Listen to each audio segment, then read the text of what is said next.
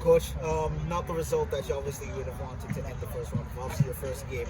What were your early impressions for the 90 minutes that you saw? Yes, it was two different moments of the game. As you said before, we are here earlier, 5 sessions of training only, and the first half time we did a lot of things that we have been practiced this week. Try to play ball around, and just to make a short together position and go forward.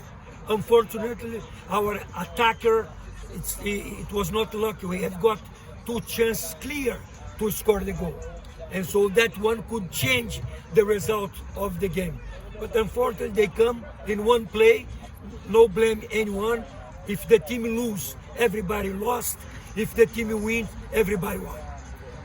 Do you feel that, obviously you said that, it was going to take some time for you to make sure to get this team to set? Yes, of course, we're going to keep working harder and harder. If I got a chance to get some players with some experience, but this is not going to turn us down.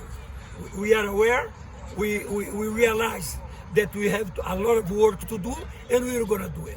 What would you say the difference with you coming to the team right now versus what you have seen today?